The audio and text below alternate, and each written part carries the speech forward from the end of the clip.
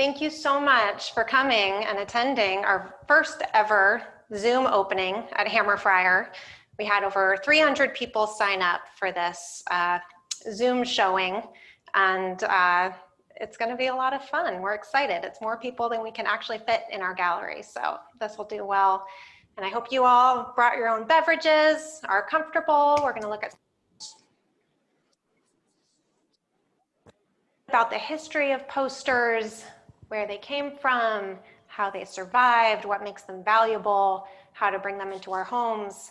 And your job is to sit back and relax. If you have any questions, I encourage you to use the chat feature, and you can send that message straight to the host, and Jenna will relate it to me, or you can chat to the whole group. We're gonna hope that you keep your microphones on mute just for everyone's enjoyment, but please don't be shy with asking questions, and I'll talk a little bit more about that when we get to the poster table. This collection primarily is from Vintage European Posters California, which was a business in Berkeley. I actually worked with Elizabeth Norris and for Elizabeth Norris for about 8 years from age 23 on, and we've been friends and colleagues for a long time, and it's with great sadness that she passed away last year. So this show is in her honor. It's an honor for me to have her collection here at the gallery. We are also showing posters from our friends Vintage European Posters over in Maui, as well as some other posters that just came to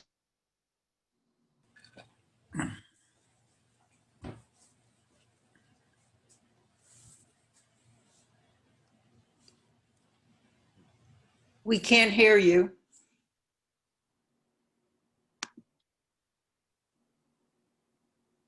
Charlie, you just went mute. Your microphone is not working. the streets of Paris in the primarily 1890s on, which was the great heyday of posters in France.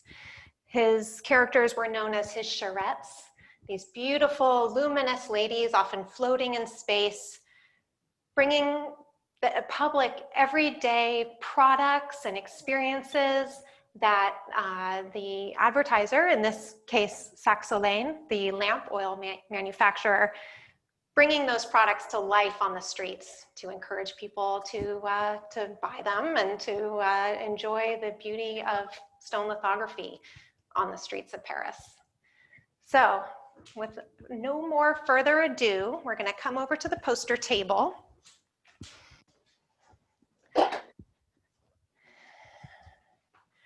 We have, I think, about 150 posters on the table tonight. And I'm going to do my best to get through them. I've budgeted about an hour for this show tonight. We may go over if folks want to stay on and see more. And I also encourage everyone who's interested and is local enough to make an appointment to come and see the posters in person in our Hammerfriar Gallery. That's always lovely to see the actual stone lithography, which is hopefully showing up okay in this camera. We're all learning this new reality, right? So please send us an email, give us a call about setting up a private appointment.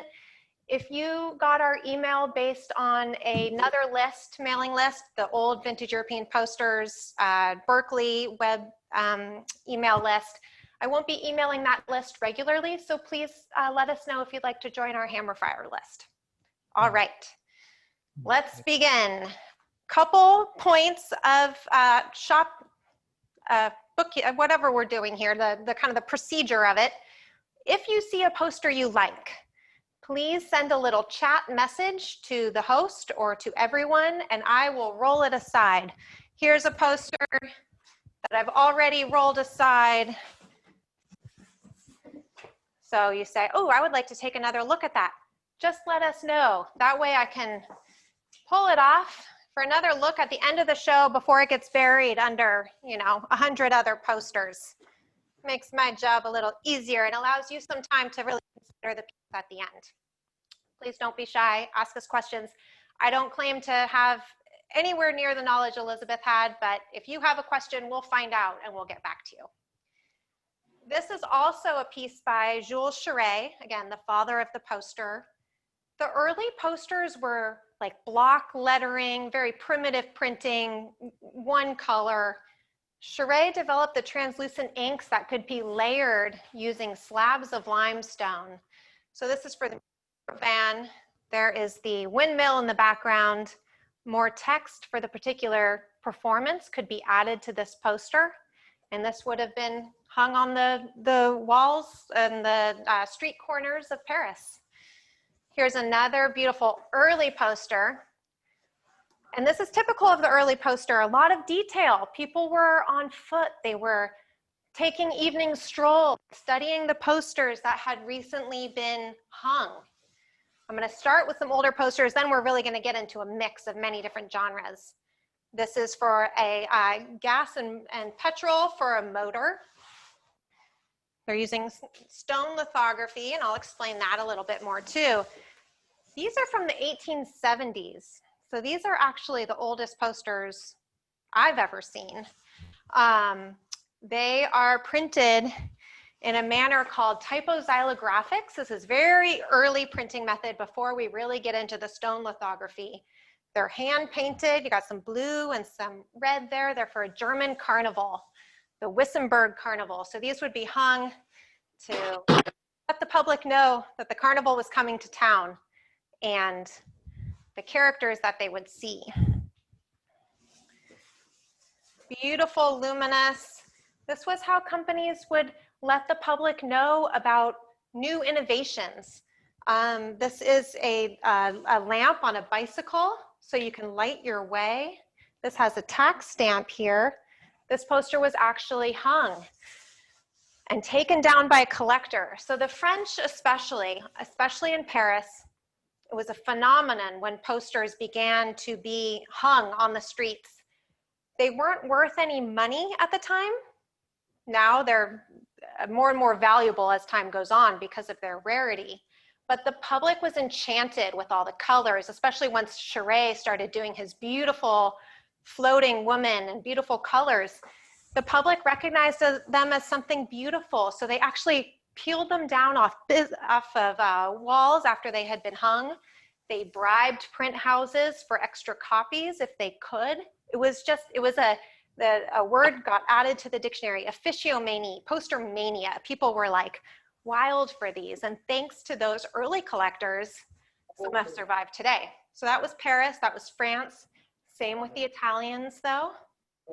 This is beautiful Italian Art Nouveau for a festival of art. That is from 1896.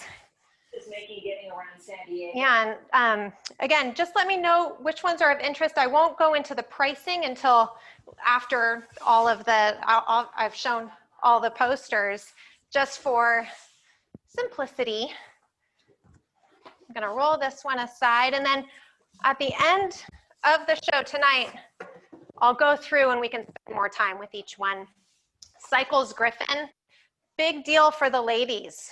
Leaving the house unescorted, wearing bloomers, big deal for ladies' independence was the innovation of the bicycle. So we see a lot of beautiful women in a lot of posters, but definitely for the bicycle. We're getting a little more modern here, and this is when I've really just mixed up the collection. So fun for a butter, great kitchen piece. Most posters, if you haven't already noticed, are vertical, but they did do some horizontal. So this is by Jacques and Pierre Bellinger, the Bellinger brothers, for a Favor scooter and bicycle. Huh? Yes. Great, nice colors here. So each of the posters has been linen backed, and that is a term we use for the conservation mount given to them. These posters were printed on fragile newsprint. They weren't intended to last. Most of them didn't. You can see on the older ones, the acidification of the paper. The linen backing involves washing the poster to deacidify it, and then it's mounted onto this linen backing too. This one? Yeah. One thing I also love about this one is he's wearing this Alsatian headdress here, this little floral hair. That's from the region of Alsace.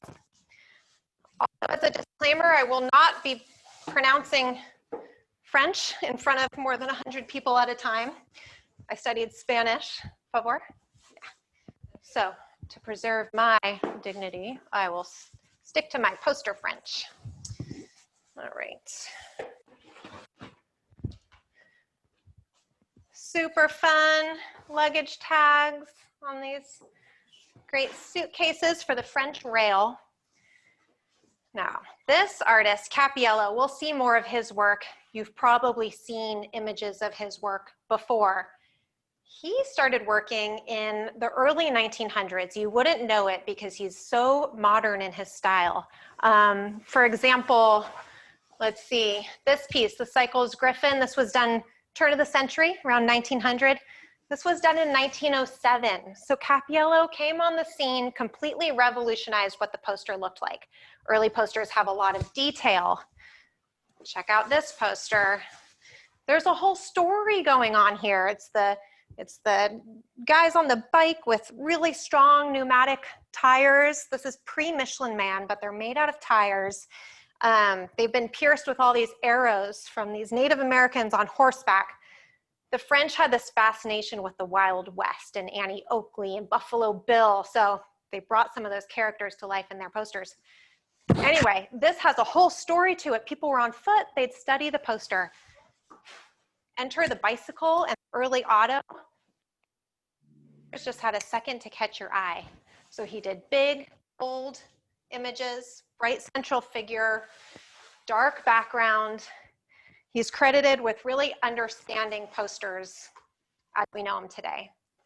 Mm-hmm. Sweet, beautiful piece, Cycles Lorette. Yeah, Leonardo Cappiello. Winning a 1978 fair, an international fair, such a great lion. This is a fun piece because it shows how posters were used. Now, this was done in 1962. There's still, and if you've been to Paris, you may have seen these kiosks where posters were hung. And this poster is fun because not only does it show Paris as the fashion capital of the world, it's showing the posters in the background. So they're posters within posters, and it shows the part of street life these images were. Some of those high clouds that we saw throughout. They say the early poster collector in France had about 1,000 posters in their collection. So it was no small thing. It was a big thing to collect posters. This is Air France. The English had about 10 posters in their collection. So there's this really, big difference between how different European countries collected them. This is 1948, really gorgeous. This one you kind of have to get closer to really appreciate, but it shows all the route maps that Air France flew in turn of the century. So right before the skies really opened up for travel. The sleeper car, SNCF, get a peaceful night's sleep in your pearls. I wanted to show this one on the table, Willie's Wine Bar. This is a great piece. This is in Paris. We have a Willie's here, beloved restaurant. And they did a poster every year. So there's a lot of range and style for the artists that were commissioned. By two lady poster artists. Really fun piece for travel to Vichy. I have some medium sizes mixed in with the larges. I have more mediums that aren't going to be shown tonight. Probably about 100 more just for simplicity, but I mixed in some mediums too. Favor, this company did motorcycles, bicycles, and scooters. Vichy? Yeah. Let me just grab this one. I love that this is done by two lady poster artists together. So it's a man's game in terms of who designed the posters. That being said, a lot of fine artists did design posters, but didn't necessarily put their name on the posters. Some did, some had big followings. They wanted to take, credit for the posters that they had designed. Other artists didn't necessarily want the public to know that they did commercial work creating posters because they were oil painters or landscape painters. So some posters are signed, some posters aren't. This is for seed packets for flowers. Beautiful.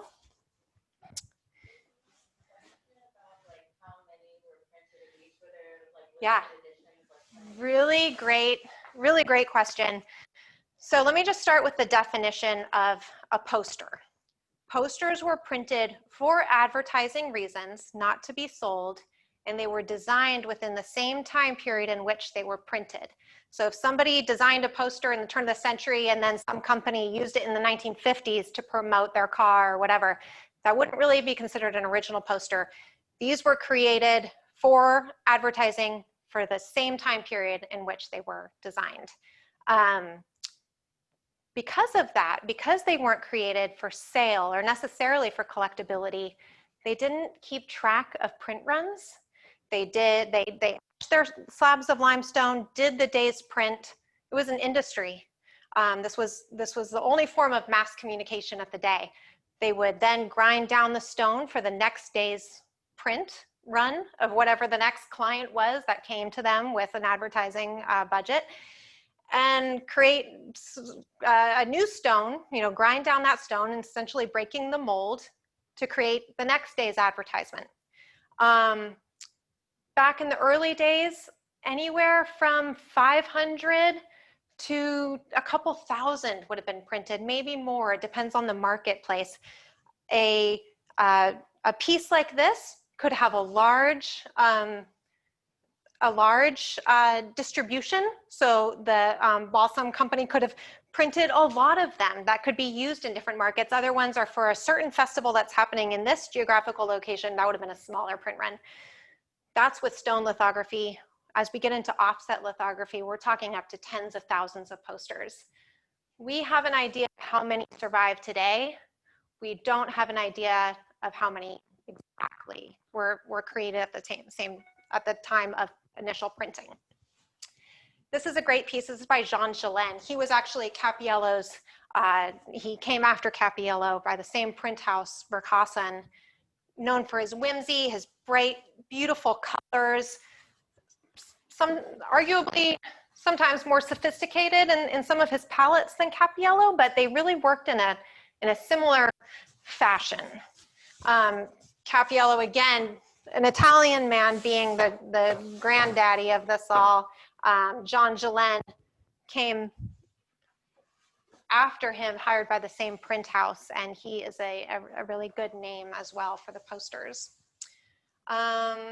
Gorgeous for almanac pieces. These have gold inks, gold foil on the posters as well. These would have been, and there she is holding the almanac there. This would have been a more expensive printing method. So these probably would have been hung in a kiosk or in a more protected area, because this kind of printing method would have been a little bit more expensive for the print house to create. Super 1965, a horizontal piece. Love those oranges and blues. Bergasol sun tanning lotion by Bernard B Moe, a favorite of ours. Here's some local history. This is California wine. The different areas that the wine was developed in. This was put out by the Wine Advisory Board of California when we had to promote the state back when we were first getting going. And it's fun to have some local history. Here in the States, I'll get into some American posters, but we really didn't collect, we didn't create, and we didn't hold on to old paper as much as they did in Europe. So it's fun to have some local history. 2 Olympics posters. It's from the 1972 Olympics, and this is part of the artistic series where they commissioned some of the best names of the day. This is David Hockney. This is Hans Hartung. They gave them free rein with their poster design. It's an incredible series. Again, 1972, the artistic series. So they really just embraced, I mean, it's an incredible campaign. They embraced the artists of the day and had them create posters. This is a really lovely piece for a perfume from the island of Capri. It's an Italian perfume. And a little California history again. This is mid-century 1950s, California. Winter sports. There he is on the slopes. The Hockney? Yeah. And Capri. Absolutely. Okay. I'll grab all three of these. When we used to do shows with all of you in the room, I could keep track of who asked for which poster. So it was always kind of a fun test of memory. So we'll see. We'll see how full I get around me. Sports, winter sport. The individual store could add their street name, their phone number, so people would know where to find products. So this is an example, probably a pretty large print run because it could be used by many different stores and distributors. All right, here's what survived in the States. Military posters. These had big print runs and people did hold on to them. So these are from World War I for the Red Cross. So this is 1918. The military posters, they go straight to your heart. You know, they don't mince words. They're meant to really, you know, get the public on board with the war effort. Home front causes, YMCA, YWCA. We're all part of the war effort. The whole concept is bringing people together. These would have been hung in public buildings, post offices, again, street corners, distributed around. I had to show, we evacuated a few weeks ago, and our hearts go out to everyone that have lost in this most recent fire. I know our whole state is suffering. So here we go. This is for us. Every fire is sabotage today. Fire Prevention Week, October 4th through 10th. So it's coming up. Just had to kind of bittersweet right now, but that's World War II era, 1943. Pierre Fix Masseau, a poster of tobacco. It's okay on your poster. This is one of our favorite artists as well. He had such a long career. He started in the Art Deco time period, and this was done in 1990. So he worked into his 80s. Incredible artist. These are so sweet. This is for a campaign, Jeunesse en plein air. Again, pardon my accent or lack thereof. This is to encourage kids to go outside, play outside in the fresh air. Look at this little guy with his sock tan. Yes. She has a Spanish flair, I think. Yellow scooter, yeah. Yellow scooter. There he is, so sweet. Little scooter made of flowers. That's by an artist or van. In fact, all of these are by him. So that's an example of a poster artist really taking pride in their work and making sure people knew that he did this series of posters. It would help him get new advertising clients. Gorgeous piece, Monte Carlo, 1937. I'm blanking on her name, but she was kind of like, well, we used to say she was the Paris Hilton of her day, but now I feel like there's probably, I don't know, Taylor Swift of her day. She was a big deal. Everyone knew who she was. She was kind of a lady of prestige. Yeah, absolutely. Really nice floral, 1937. Sas Airlines. This is an artist that started as an oil painter and then did some commercial work. Otto Nielsen. You can see that influence. Yeah.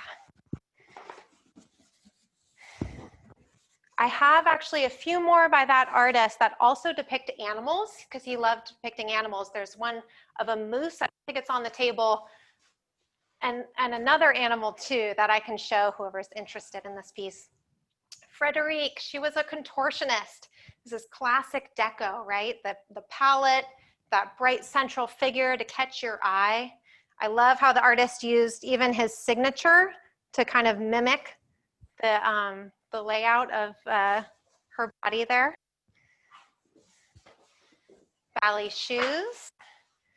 We'll see a couple more of these pairs. Ballet shoes for men and women. Really nice, just kind of the feeling of brush stroke. Sorry? Yes.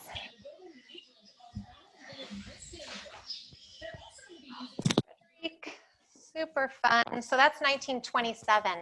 It's kind of the height of the Deco time period. Definitely a favorite in terms of style, were the 20s and early 30s. Now this is an artist, Gerard Rosia. He's actually still and David Lance Goines. Although I don't have any Goines here because they're so small, but I can show those later. But they're still living. They're still artists living today. Rosia, I think, took a lot of inspiration from those early Deco posters. So he is different. And this is an incredible poster with those swirls of pasta. What's special about Rosia is that unlike all of these other artists who were really just working in the time period that they were surrounded by that style, Rosia has, because of the time period, kind of a concept of the poster's legacy and its history. He's a student of the poster, and so his creations have this certain self-consciousness that's really incredible. David Klein, signature artist for TWA, super fun 60s style. I think of the Mad Men show for him. And we'll see a couple more Klein on the table. This is when his style started at like a little bit more like early 60s, a little more mid-century, a little more kind of contained. And then the 60s, he kind of really got into the more psychedelic style, which is fun to see. Another really fun horizontal, if you've got a big laundry room, happy skier. Putting on a little cabaret show, very sweet piece, also mid-century. So here's another Klein for TWA. Great, that Kelly Green of Ireland. Okay, this is beautiful and goes back to the early poster letting the public know. And again, this is the first form of mass communication, the new innovations of the day. So we saw lamp oil earlier. We are seeing pneumatic bicycle tires. We're seeing lights on bikes. So this is a new electric bulb, big deal. This is by an artist named Henri Gray, and we can talk a little bit more about him, but he is a incredible artist from these early heyday of the posters, 1880s, 1890s. So his work, he really dove into it. He started as a illustrative artist, and then once posters really got going, he put his talent to use in that way. Cordial Medoc, the cordial that warms your heart, very sweet, by Meunier, and the same artist for the harvest of the big grapes. This is for your soil to make your vineyard grow. Yes. It's kind of fun. It's a warming liqueur, so it warms your heart. So the artist took that motto of the company and put it in visual terms. This is a favorite artist of mine right now, Roger Baizome. He works in really interesting kind of collage feeling style. So that's for Air France. This is also by Rosia, Vitesse, Speed. This is for the Bluebird, which set a speed record, right? It's an artist named Schubach. Again, the early poster, so much detail. The public loved Schubach. He has a very signature style of the way his people carry themselves, their faces are very soft. This poster, this is fun to see. This was actually hung. I don't know if you can tell, but the condition isn't perfect. I'd say it's in fine condition. There's very fine, fine, very good. So it has some condition issues.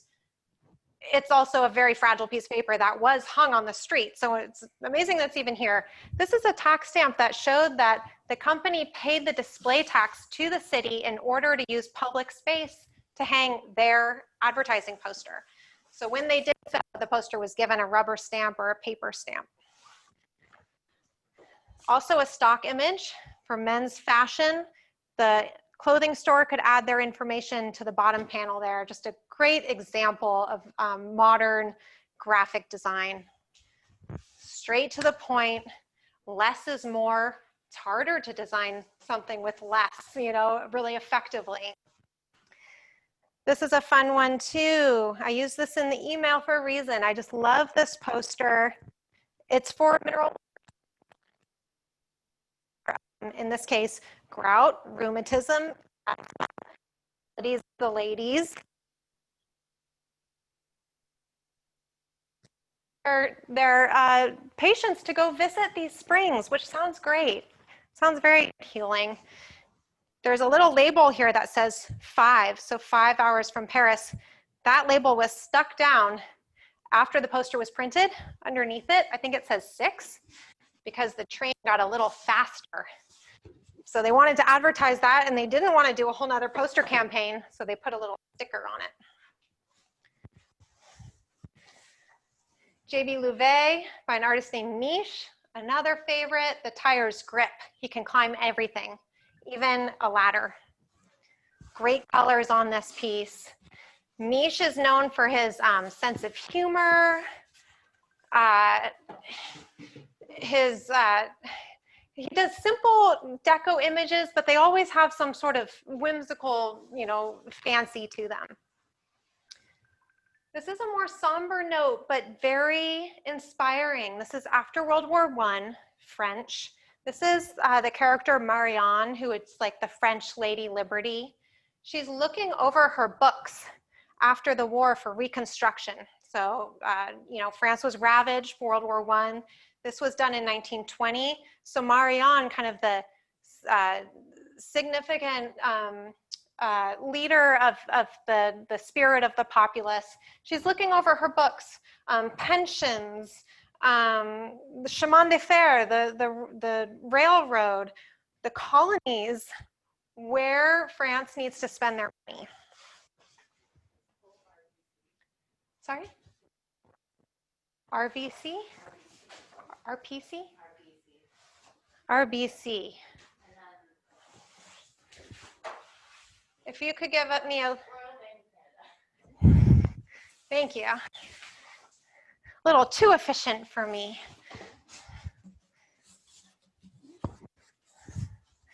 Yeah, that's a beautiful, actually, Elizabeth had a real fondness for French World War I reconstruction, and that's one that she had had for a long time. This one, Jenna? Okay, great. Love that orange.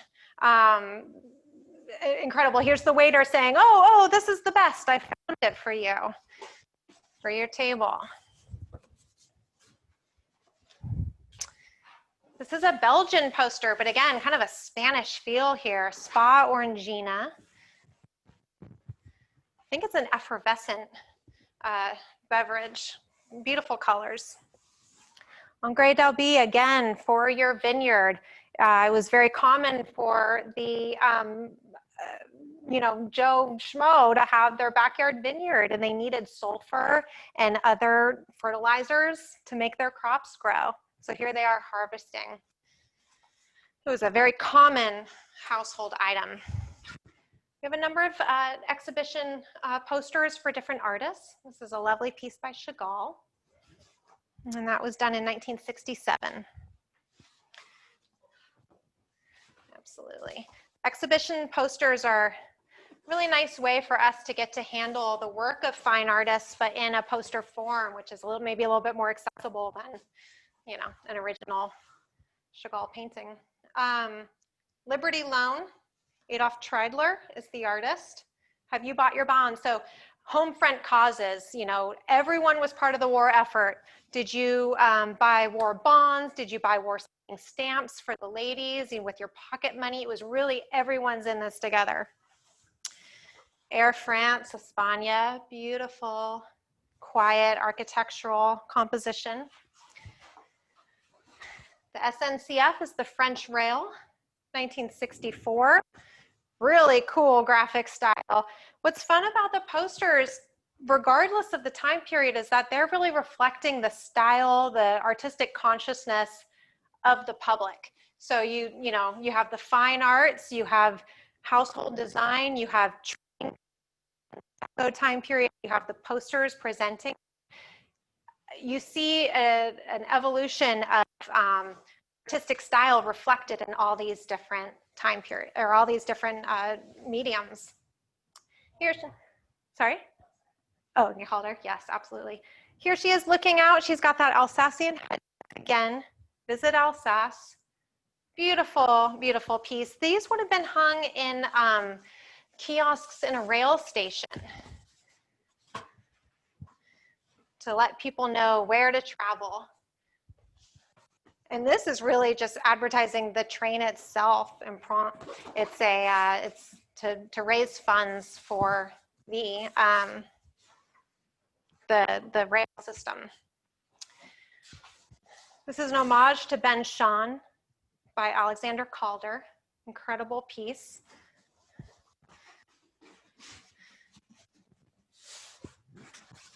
Who doesn't like Calder? Italians, super fun, little gnome there, drinking his Chianti, dripping down from the grapes. Now this is a poster unlike any other that you'll see. Has a cubist style to it. This is Ib Andersen for a Danish newspaper, Politiken. It is still a leading newspaper of the country, I believe. This was done in 1966. Yes. This guy just makes me happy.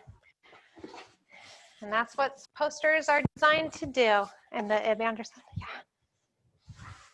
This Politiken was also printed on 2 sheets of paper. You can see a little seam right here. So especially with the early posters, they're using slabs of limestone to do the printing. So you can imagine handling a very long, narrow stone would be difficult. Limestone is super heavy.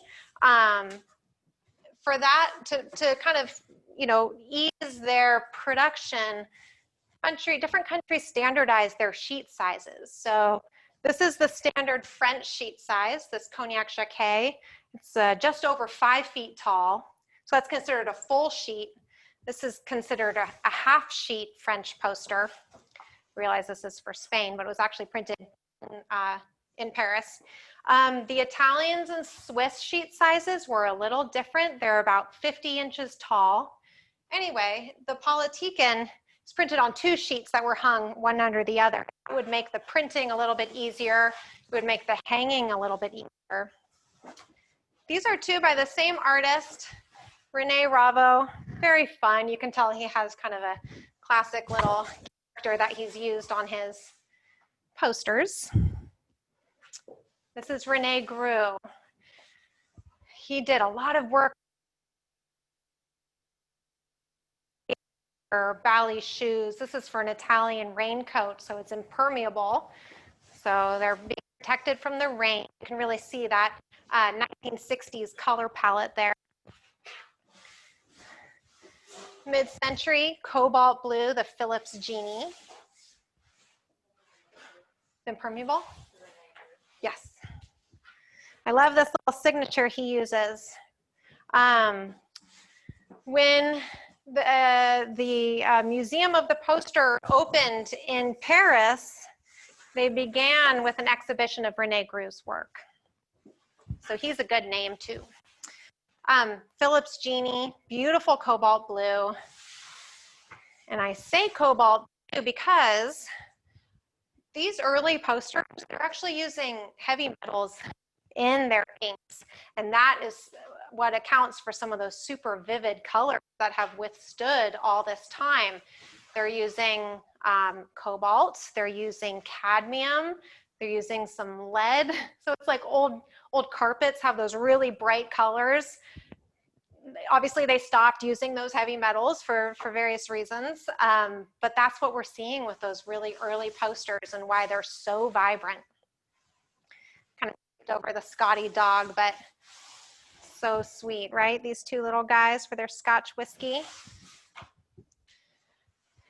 This one? Yeah. Incredible poster. This is for an exposition on Russian ethnography, Russian arts. This was printed in 1895.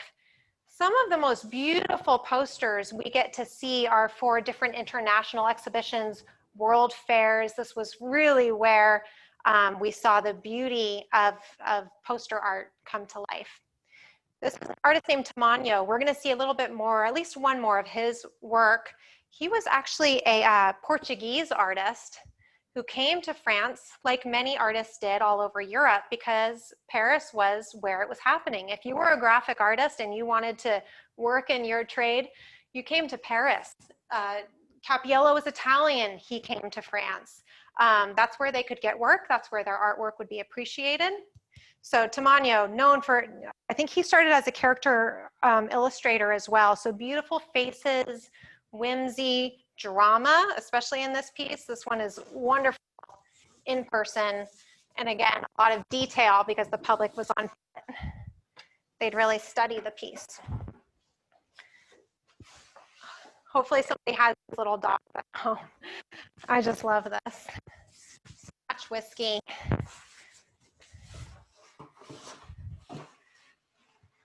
All right, Lambretta, the stylish Italians flirting over their scooter there. Really nice color palette.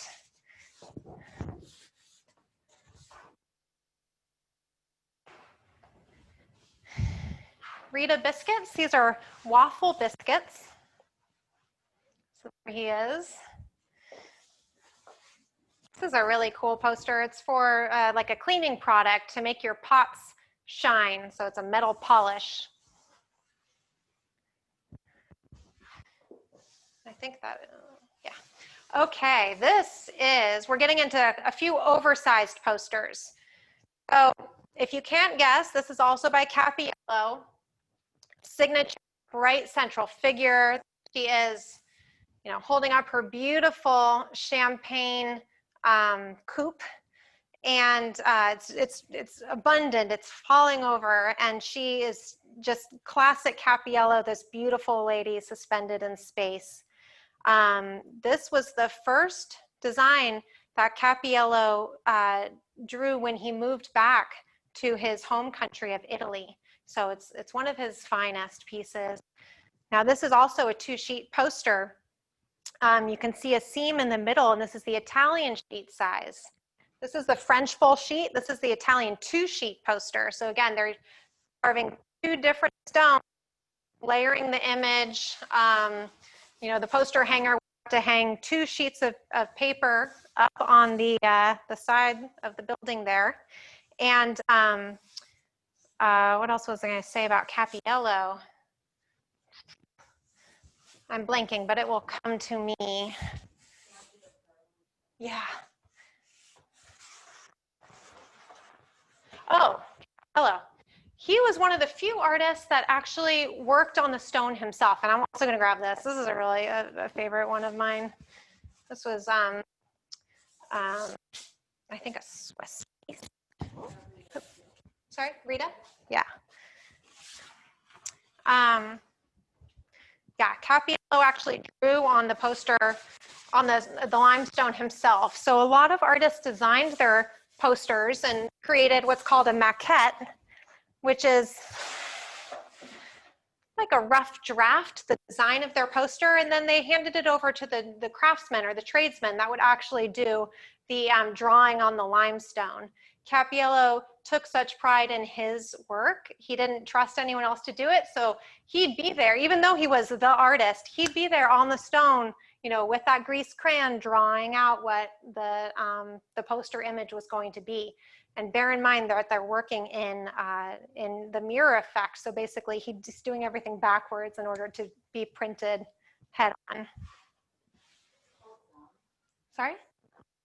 Baizome? Did we pass this? Let's see. Is there a clarifying name on that one for the Zoom?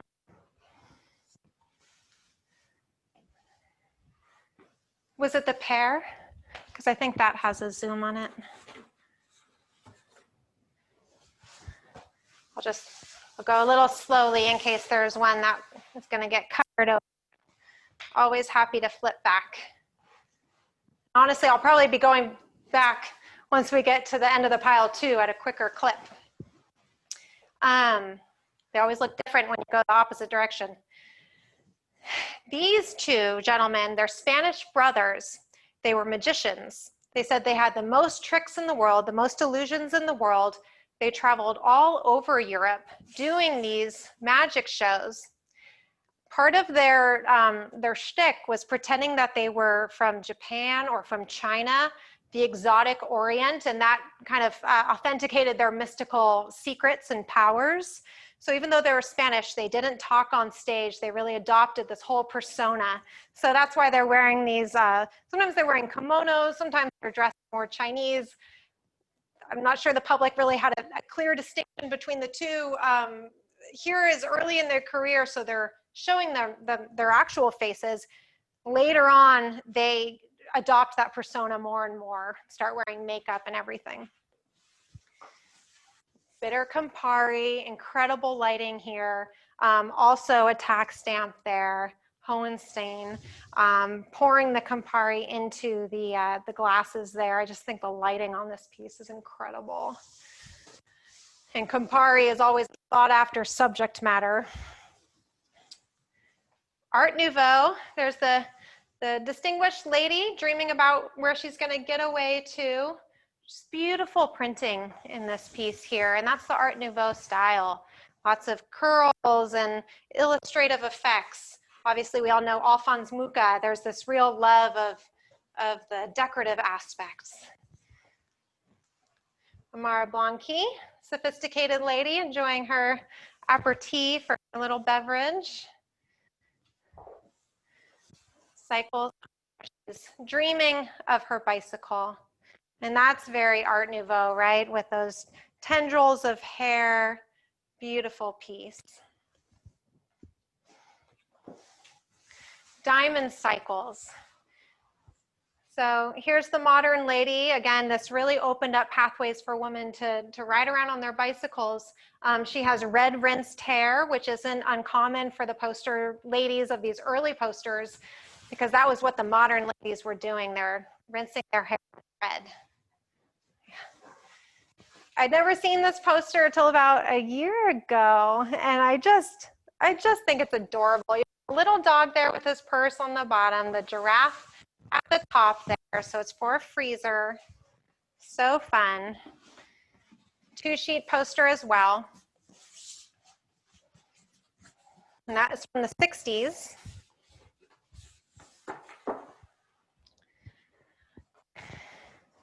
Lou Biscuits is a classic by an artist named Firmin Buisset. We actually saw the little Maggie girl at the beginning of the show. I think I kept her down. This artist used his children as his models. So this is his little son. The previous one was his little daughter. See her on a couple different posters. And Lou Biscuits is still using the same design on their chocolate biscuits that are delicious. Yeah. Yeah, the diamond cycles. Yeah. And there's that Alsatian headdress, the French flag colors. They're proud of their bicycles. They're proud of their flag. Okay.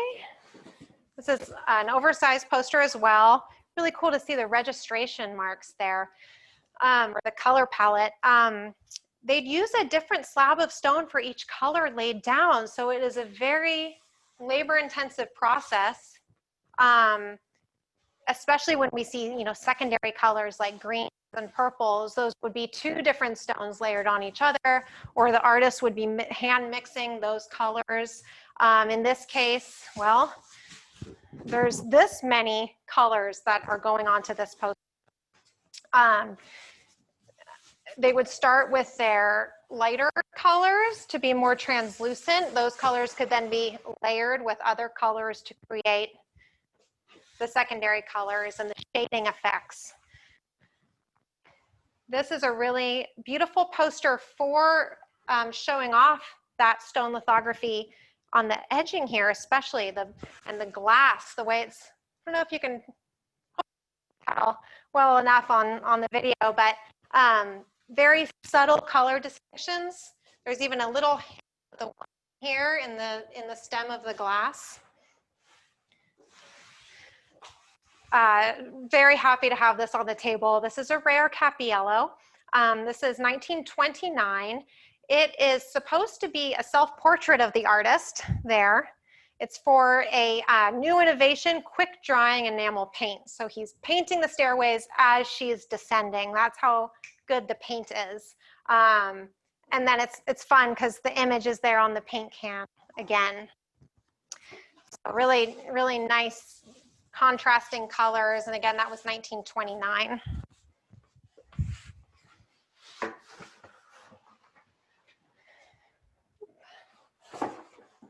Okay.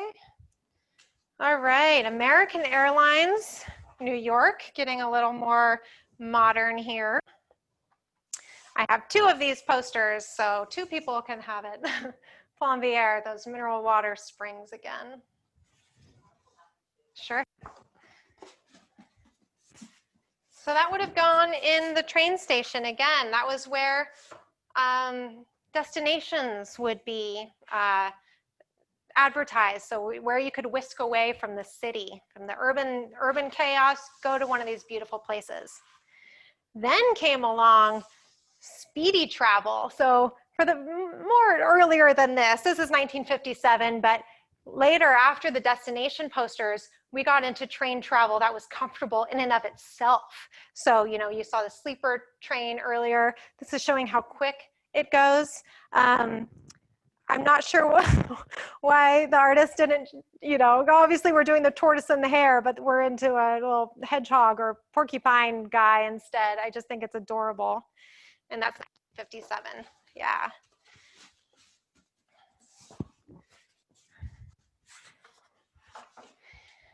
Ballet shoes, ballet kick. Her dance partner is seated there behind her. This is Bernard B Moe. Classic Cappiello too.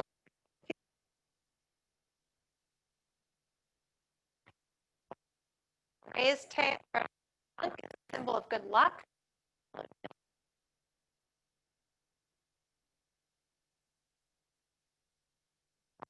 Poster. He only smoked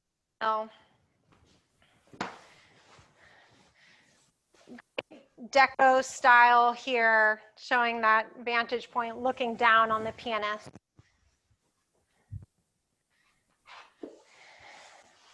Now, this was Cappiello's final poster, 1938. It's like he's, you know, waving goodbye to the poster world.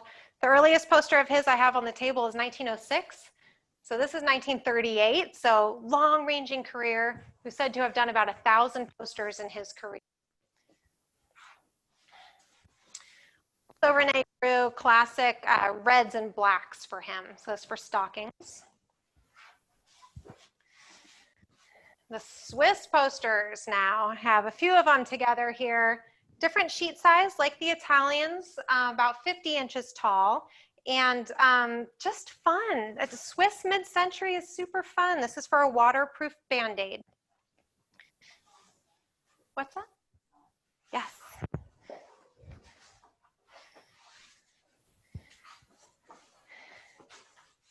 It's also showing the different ways, I believe, to tip different types of hats. The way you're supposed to tip them. What's that? Yes. Yes. No, I'm okay. Oh, is my sound can project a little bit more? Okay, sure. Okay, we're gonna do a little mic check here. I'm gonna project more and hope that I can. All right, so this is a waterproof Band-Aid. Just let me know if I'm being too loud or not loud enough. Not loud enough. I'm around by myself. Usually we've got a lot of folks around the table. Mike just got Yeah, I'm softer. gonna grab this one too. Just look at this little water drip there. So this is for a waterproof fabric. So the little frog. Thank you, Glenn. Thanks to Glenn and Jenna being support staff here. Yeah. Okay, little story with this one. I'll try and be briefer because I know we got a lot of posters to go through. Donald Brunn, Swiss graphic artist. The Zwicky cat was a huge hit. He did an initial poster. It's a black cat on a white background for the Zwicky thread. The public loved it. He then created a second poster referencing that initial poster that the public would still remember. So it's got this little kitty checking out that cat poster hung on this purple brick wall. So it's almost like an inside joke that the public would remember. Donald Brunn was another artist that was beloved. Should I put this on now? Yeah. Great.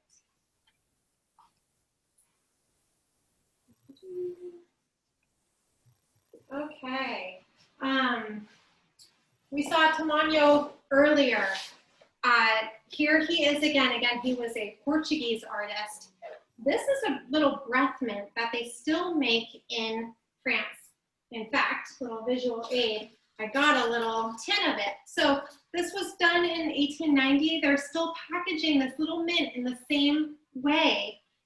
This beautiful lady is offering it to all her gentlemen suitors. So there's kind of this, this fun little flirtatious element to the poster. She's turning to show her waistline. It's a delightful poster. Her hat is going out of the margin. There's all these little touches, these little details that really make it beautiful. Laughing cow cheese, the happy cow. Bernard B Moe again. Beautiful, peaceful piece. Call it the Bally Lotus. Bally, of course, is the shoe company, but they also do other, high-end fashion. And it was a big client for B Moe, and we'll see other Bally shoes. Camping in her white bikini, 1960s. So this would have been like for outdoor furniture, shade structures, chaise lounges, really delightful. Late 60s. Powerful piece, Armagnac. Travel to Mexico. It's always fun to see posters from parts of the world that we don't get to see very often. Pasta? Or you can't. Yeah. I just love this piece. I just love her style. I mean, who goes camping in a white bikini? And again, there's that open space there where the local store could add their info on where to go. Where to go to get it. Maybe put it closer up here.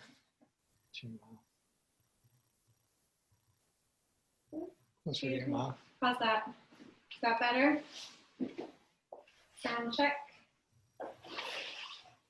Armagnac, I don't think I've ever worn a microphone before, so it's very fun. Oh, you can pull that. Armagnac? Yeah. Yeah, this poster is in beautiful shape too.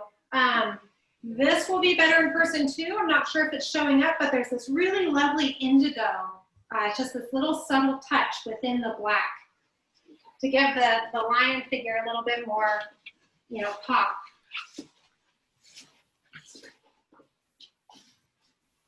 Can you give me some carrots? All right. A lot of beautiful detail for a sparkling wine, kind of a carpe diem message here. Enjoying life. There's a love poem. There's crystals on the door. Very sweet. This is by an artist named Stan Galley. Stan Galley did all the work for United Airlines in a certain, you know, series of years. And he actually lived in Marin County. So this is like his backyard view. So a local poster artist. I believe he passed away in, gosh, it was probably like 20, I'm just thinking when I worked for Elizabeth.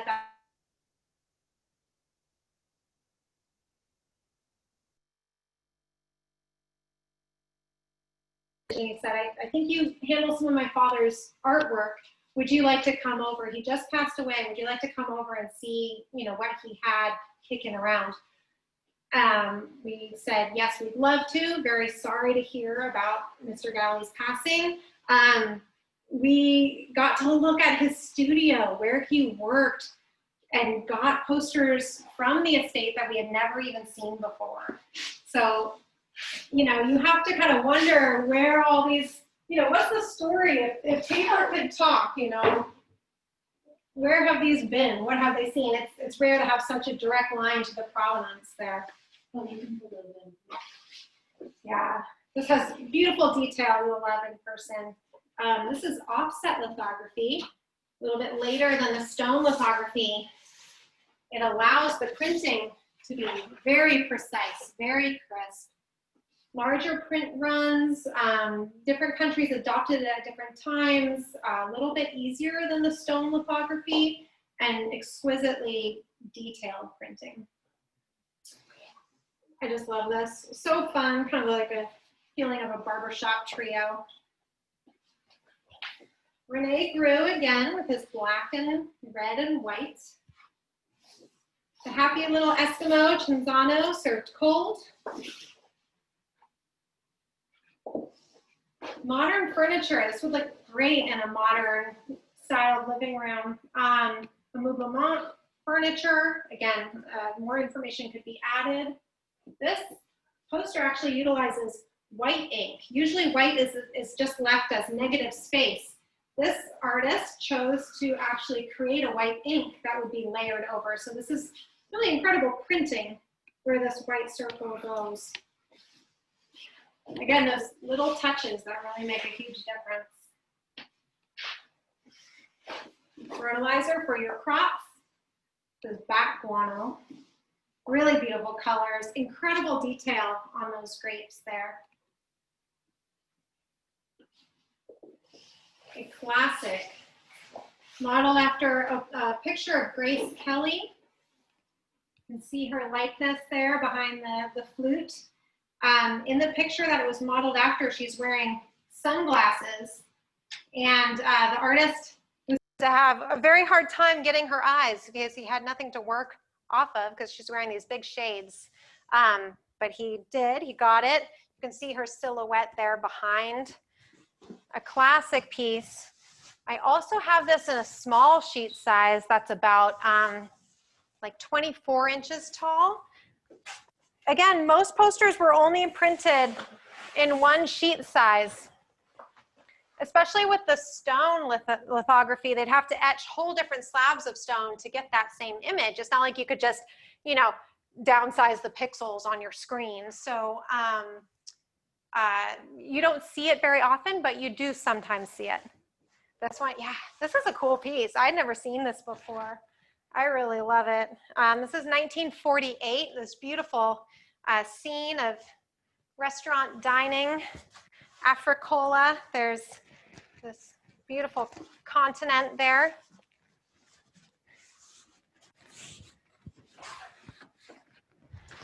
Another for the Calder enjoyers.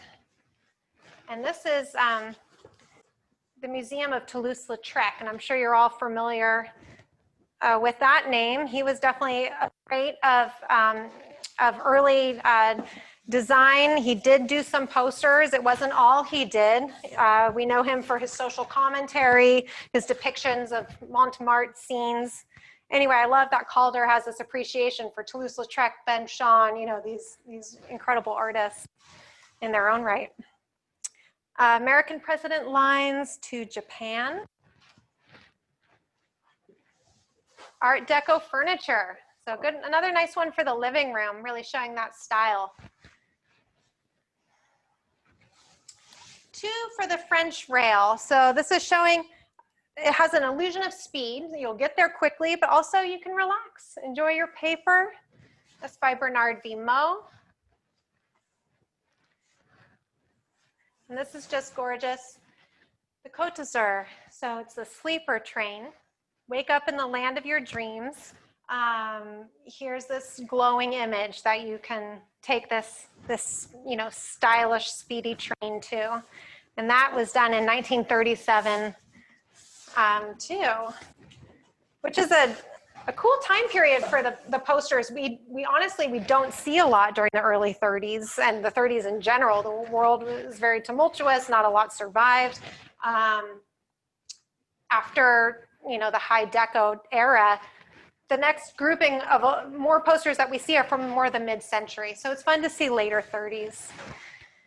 Here she is selling her seafood, crawdads and crabs and escargot. She's got a lot of character. Les chansons, so your everyday wine. Choose to smile. This is for self-sealing jars. So they're showing you, not telling you, that even in the dead of winter, you can have the taste of summer with these cherries. It's a beautiful Art Deco. You can tell that Deco block lettering there. Luxardo, nice pop. It's in the spotlight, Italian. Here's Roger Baizome again. Let me grab that. This lettering here is so cool. That's printed in Milan.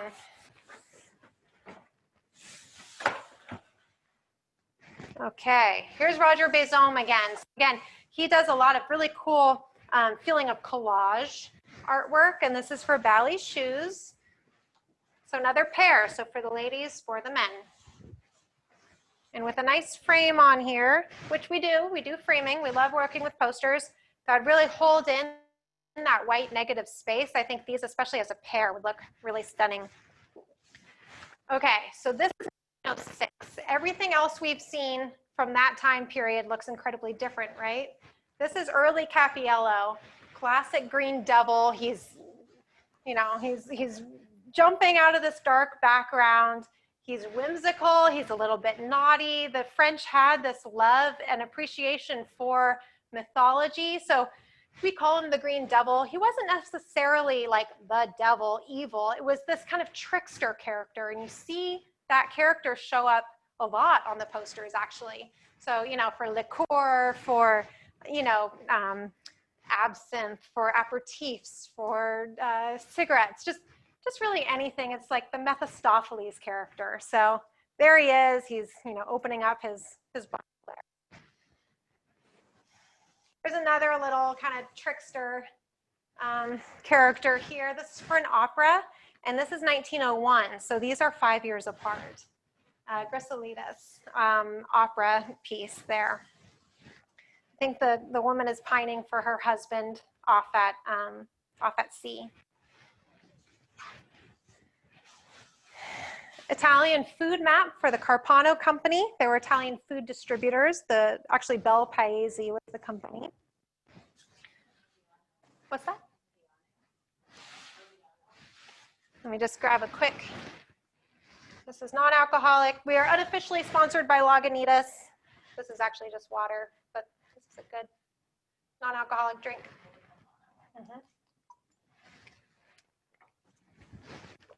This gets you dreaming.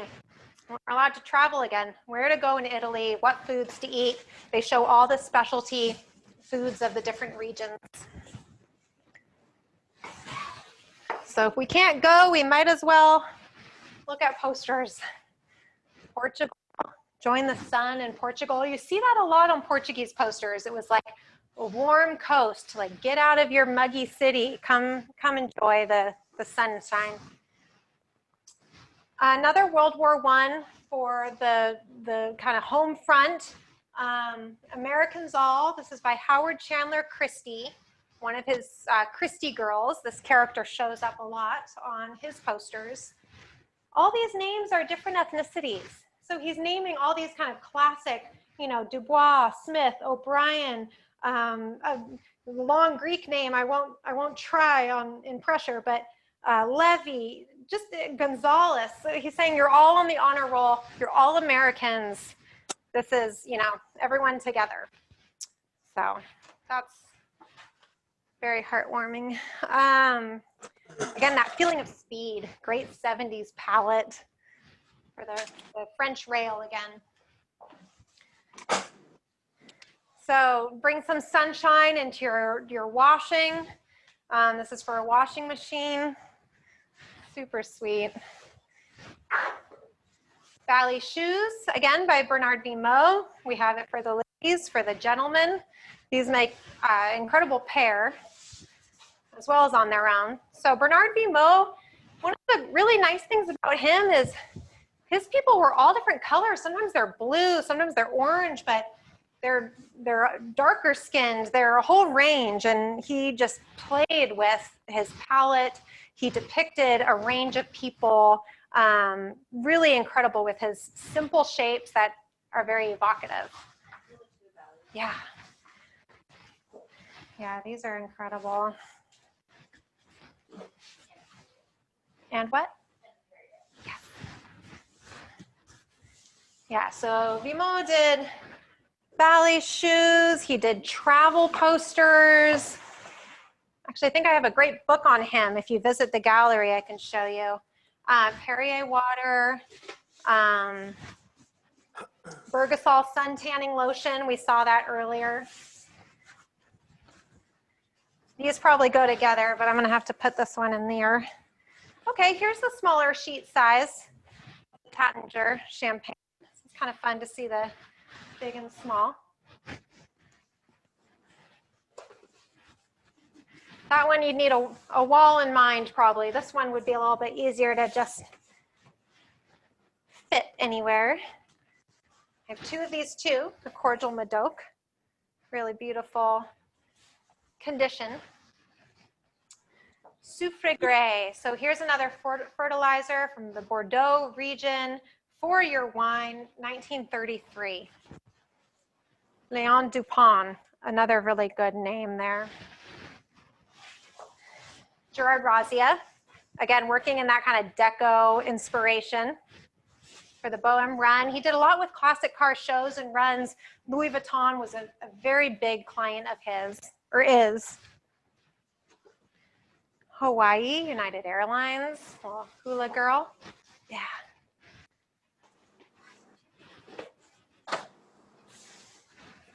Yeah, so Rosia did a lot of, we have America's Cup poster sponsored by Louis Vuitton, the pasta. Those were a couple of his big clients. Louis Vuitton actually signed Rosia after seeing that pasta poster. It was just sent with different, a pasta distributor, and restaurants would put it up. When the Louis Vuitton head of advertising that poster, he signed Rosia to do the Louis Vuitton posters. Renee Grew, that G with a little star there. This is for an Italian spa celebrating their anniversary. There we go again. This is also by Cappiello. Really fun little piece. We've got for Campari, for the liqueur, we've got that big, I don't know if it's a Bernese Mountain Dog, possibly bringing that barrel. Is it this one? Oh, the Hawaii. I forgot about the Hawaii. There she is. Love that lavender pink color. Wearing the lei. So this came over from the collection in Lahaina in Maui. The owner is Alan Dakar. He and Elizabeth worked together for years. Again, Elizabeth is the owner of Vintage European Posters California. And Alan has one of the largest collections in the world. He has warehouses over in France. He's just spent an incredible amount of time, encyclopedic knowledge of posters, of artists, of dates, history, and everything. If you get a chance to go over and visit the Vintage European Posters Gallery in Lahaina, I definitely recommend you do so. That Hawaii poster came from them, and I just got these tubes. That's why a lot of these posters are new for me. I just received them a few days ago, so really fun to see. So she can even spite the sun with how bright her pot is, thanks to her new polish. So again, that whole thing of showing, not telling, giving an image that'll really stick in the public's eyes. And they're showing you the can there too, so you know what to look for when you go to your market. Like this poster, wine, it's wine colored. You almost get the feeling of being wine stained. And it's, this artist had a great sense of humor, really like the pedigree of the wine. So the soldier is tasting it. Really fun fish sauce, levain de faune. There's that really cool happy fish in the sky. Again, it's like looking at a poster within a poster. He's standing there on the street side, just enjoying the beautiful poster. Josephine Baker. So this was her farewell tour. Beloved woman, beloved artist. She obviously lived in a tough time, and I mean, we all do now. And she escaped the U.S. and went over to France, and felt like there she really escaped the racism that she was experiencing here in the States, and had, you know, a whole career, an incredible life. She was herself. She said, no, the public's forgotten me. Like, I'm good. They coaxed her out to do one last tour. She came out to the opening act to a standing ovation, and she was said to have gotten tears in her eyes, and obviously we still haven't forgotten her. She was incredible. So that is from that last tour. This is 1975, and she was huge, obviously, in the 20s and 30s. So really incredible woman. Cognac? Yeah. Also great deco. Look at that. Just beautiful. On top of the world, Cognac Rosé. That is from 1945. So that is high deco, you know, getting into mid-century, kind of this really cool in-between time. Pretty special poster we don't get to handle very much from the 40s for obvious reasons. Okay, this is fun. The Countess, this is an opera, an operetta. It's a fun, kind of humorous opera. She's deciding to marry for love or for money, and she is weighing her choices. Those are those two little guys she's holding up. This is 1930s. It's by an artist named Dola, who also liked to work in the reds and blacks. Travel to Japan. Nice soft colors there in her kimono. Yeah. I love this guy. I'm assuming he's the money because he's very, you know, sophisticated, because he's holding a rose and he's holding a heart. That's just fun.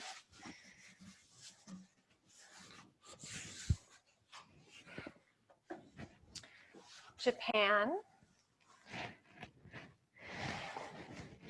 Also, two more for David Klein. This is for Israel, TWA.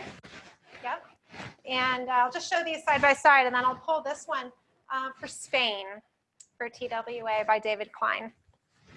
These weren't dated specifically.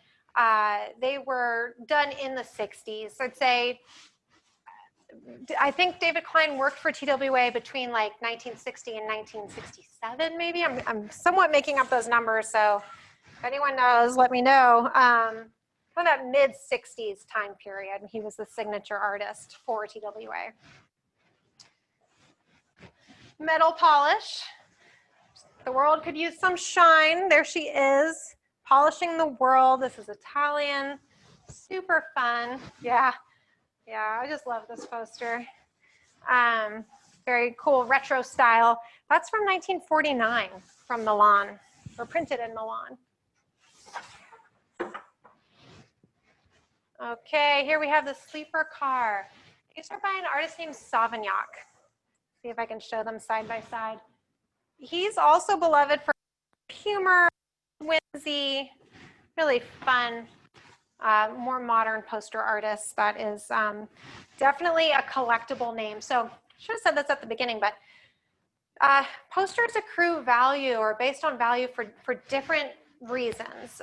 The primary criteria for what makes, why is one poster, 300 and one poster is 8,000?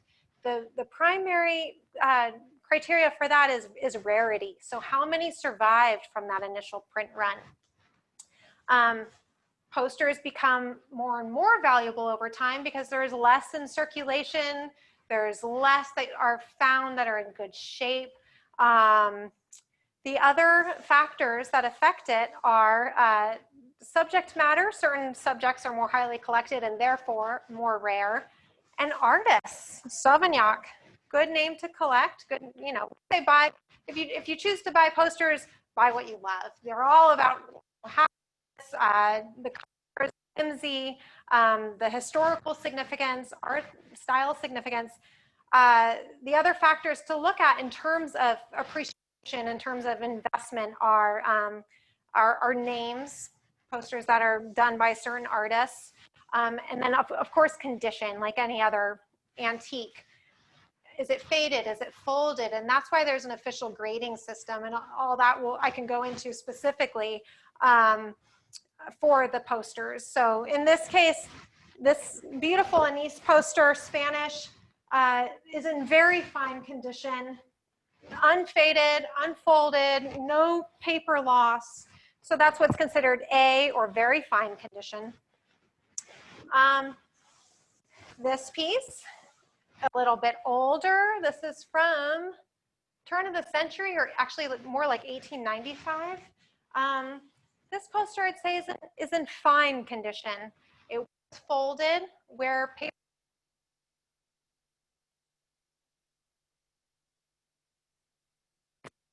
They're called portfolio lines. Put them in their drawers. This one has, tape staining. So it's amazing that it's here at all. It has some condition issues. If we could find it in better condition, we would. I've never seen this before, so this is a more rare piece. It has some condition issues, but incredible piece. Not a lot of fading, really nice bright colors for acrobatics and performers. Yeah. Happy King, this one came over from the Maui Gallery too, mid-century, with his nice beer there. Looks like maybe a Pilsner. I have not had it. This is in Paris. So when you look on the, why I look along the edges is on these posters, that's the one. Often you'll see that printing information at the bottom, and it'll contain the print house name, the address that the print house was located in. Here's another Gerard Rosia. The Rosia? Yeah. So again, he loved his classic cars, Louis Vuitton. And Rosia actually signed his posters. So this is hand signed by him. And then it's also signed in the print itself. So that's why we see his name twice.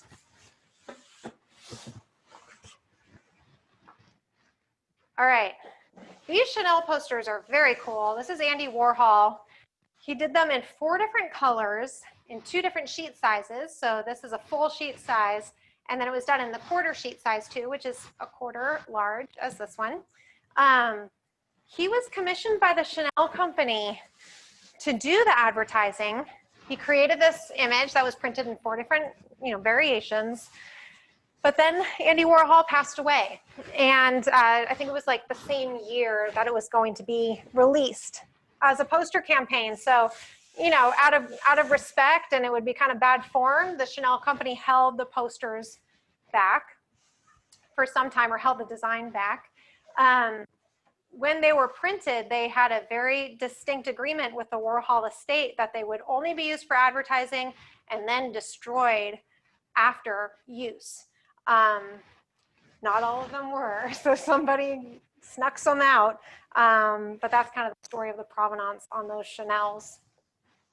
Really cool lettering. I just love this piece. This is 1931. Beautiful, beautiful green and red, complementary colors. The way the artist did that shadowing, well, you're seeing them on a screen, but you're seeing them flat on the table. When these are up on the wall, they really come to life. So that's how they're meant to be seen, as upright. All right, the Dior company. Also, Renee Ravo did a lot for this company. There's 3 in this series, actually. Oh, sure, yeah. We're gonna see this cognac on the table. I see the corner, it's coming up. And the Cordoba is actually in a private collection. So that one has been sold. We just did the framing for the very lovely and generous clients that let us display it. I hadn't seen that poster before. Okay, little different, not for everyone. These are teaching posters for the classroom. So obviously not advertising. This one actually, just to get you the full effect. Frogs, the innards. And these would be hung in a classroom in a university. Sometimes you'll see the marks from where the dowels were, where they hung. This one's actually hand colored. You can see, we saw those early Wissenberg posters. This is a similar fashion where it's actually hand colored on the poster itself. An old favorite, Kinagine, Swiss, super fun upright, his little nose there.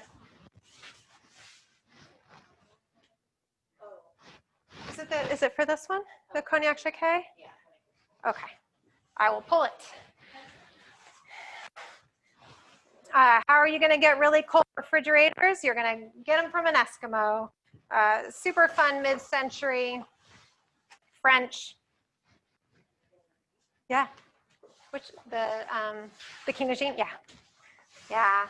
Great. The Swiss had good graphic style. It's really sharp. It's really eye-catching. It's very graphic.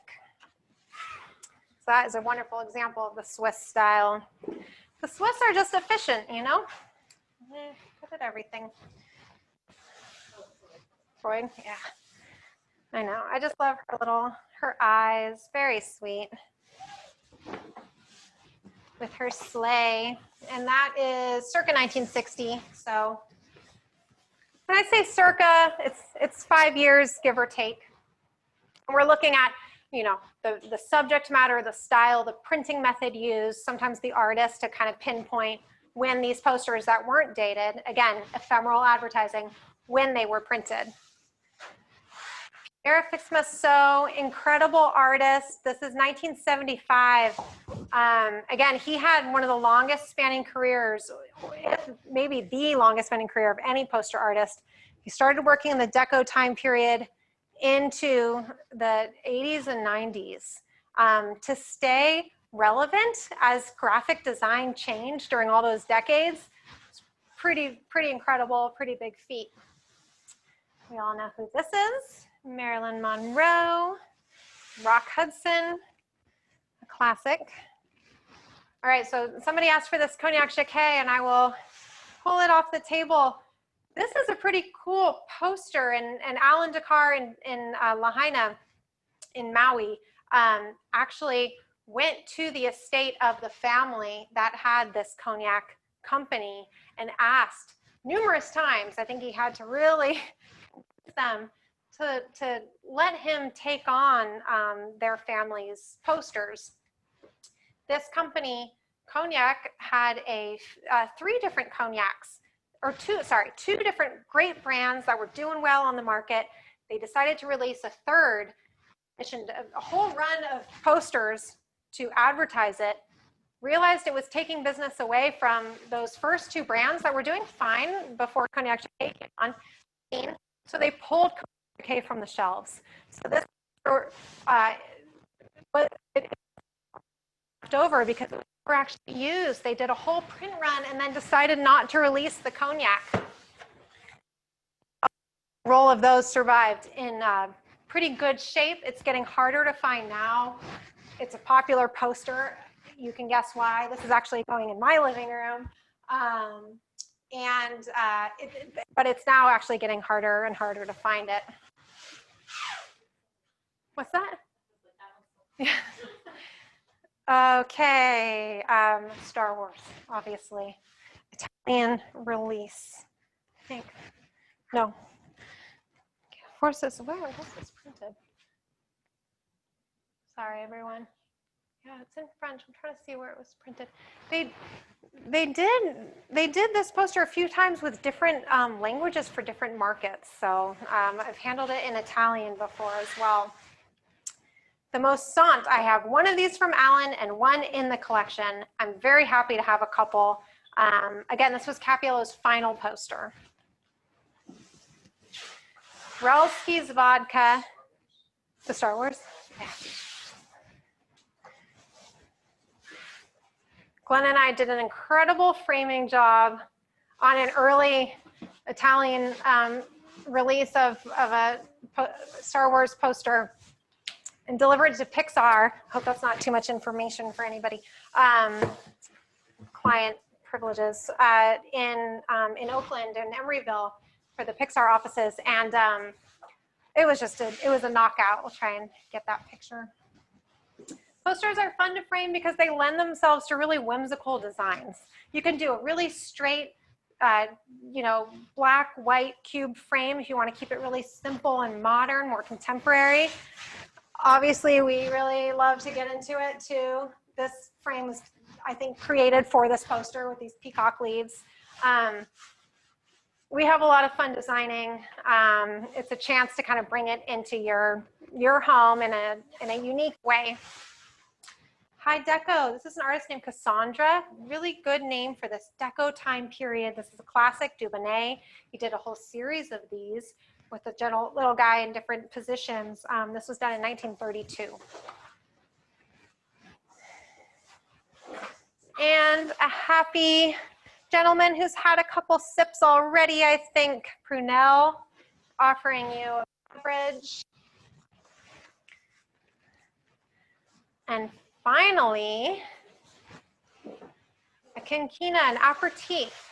Well, actually, it's an aperitif and a digestif. The artist and the company is saying, you can enjoy this before your dinner, before your meal, like a classic aperitif to kind of whet your appetite, or during your meal. On the flip side of it, hope you can see it, he's drinking it while he's eating too. So they're showing you can do both with this particular drink. And this is by Jacques and Pierre Bellinger again. We saw the Favor company earlier. See this J and P, you probably can't see on the signature. So J for Jacques, P for Pierre.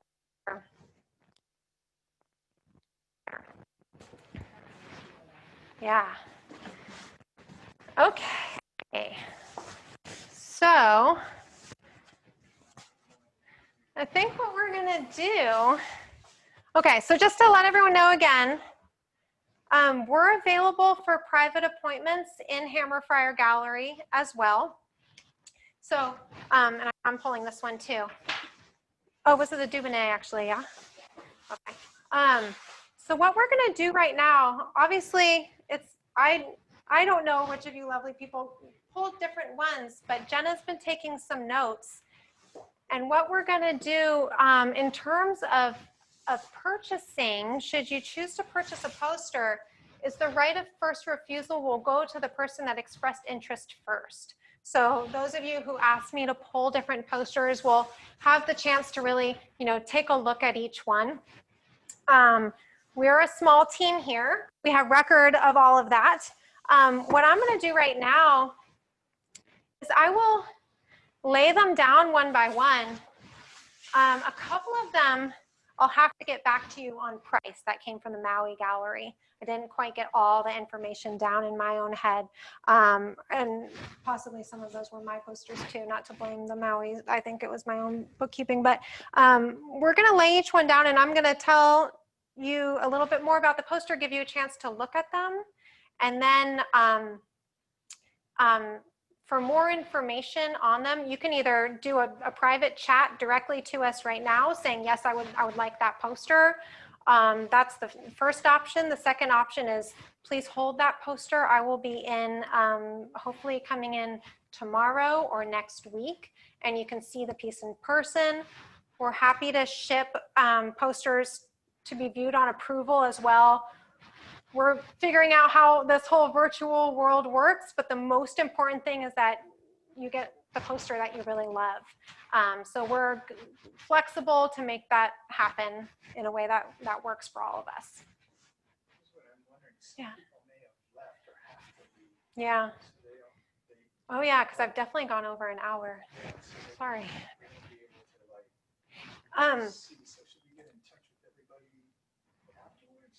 Yeah, I think I'm going to lay down each poster, and we'll have a record of who expressed interest in each poster, and we'll reach back out to you.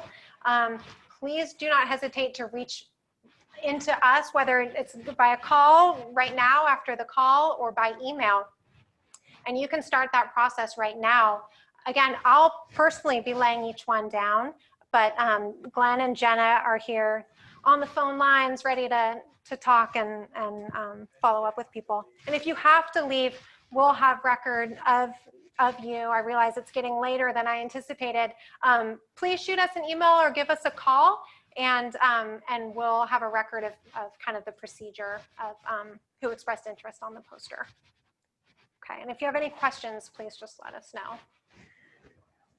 And you don't have to stay. Don't worry. If you expressed interest in a poster, we won't sell that till we check in with you.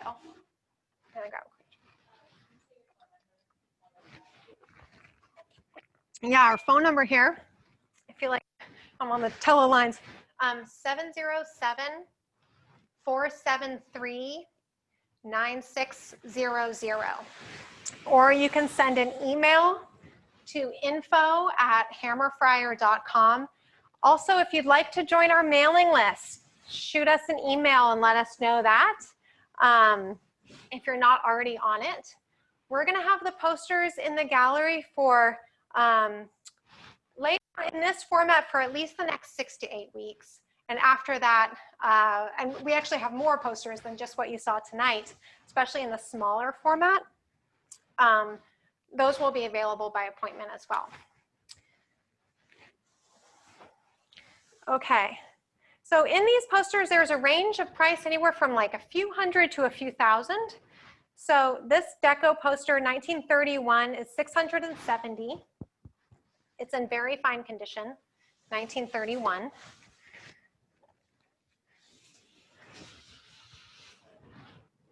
So I'm going to lay them each out, and if the person is still in the room and are interested, I'll put them over on this side of the pile. I'll just move pretty quickly to lay them all out, and then I think we'll end the call officially, and we'll be available over email and phone to work with everyone individually. I think it'd be hard to work with everyone individually in a big group. So thanks for bearing with us. We're kind of figuring the best way to do this. Josephine Baker, 1975, and I'll just follow up on pricing with each person individually as well. Vivicola, that is from 1948. Van Fu, and when you call in and talk to Glenn or Jenna, They might not have all the information for you, but they'll take down your name or your email and your phone, and we will get back to you with all the information that you'll need to make a good selection, okay? Plombier, 1939, mineral water springs.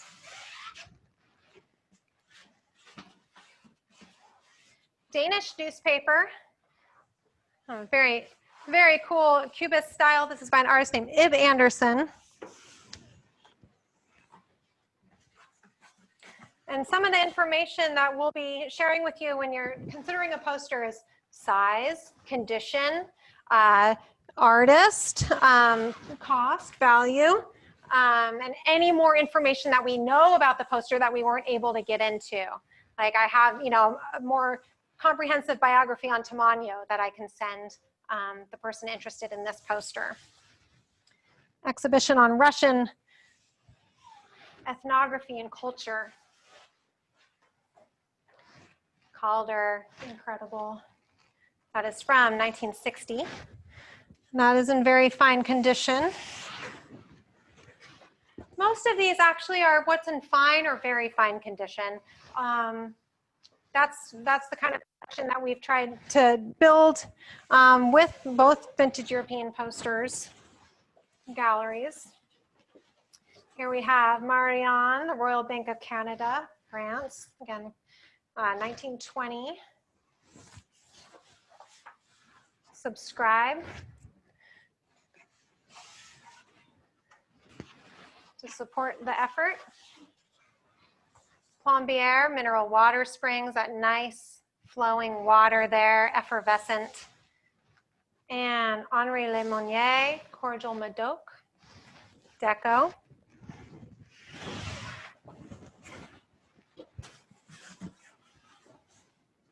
Henri Gray for the light bulb. Really dramatic use of lighting there, the shadows. I'm not doing the prices, but we'll follow up with each person individually. Yeah. If specific, this one's 1,100. It's more valuable. This one's actually 2,450. This one's 740. So it really depends on, again, the rarity, the subject matter, the artist. Cassandra, incredible condition, 1932.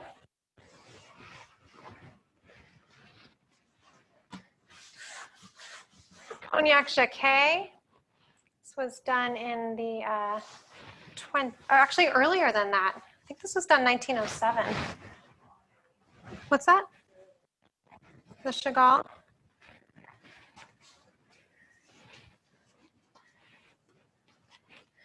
So I'll move the ones that are of definite interest over to the right, but again, there's no pressure right now. We are simply organizing them so that we can more easily follow up with everybody. We'll be here all night, Kinajin, and I'll be in tomorrow. Our gallery and frame shop is open by appointment right now, so rest assured that we won't be, you know, doing any sales before we go through everyone that we've met with tonight. We won't be, you know, having new appointments come in. So again, if you've expressed interest in a certain poster, it'll be held for you to really take a look at. And yeah, you know what, I'm gonna keep everything on this pile because once we sign off, I just want to show everything right now that I pulled aside so you can take a second look, but I have those, you know, right here accessible that we can pull out and show you more detailed pictures, etc. Or if you're choosing between 3 different David Kleins, we can compare or see which ones look great side by side. Cognac, Deco.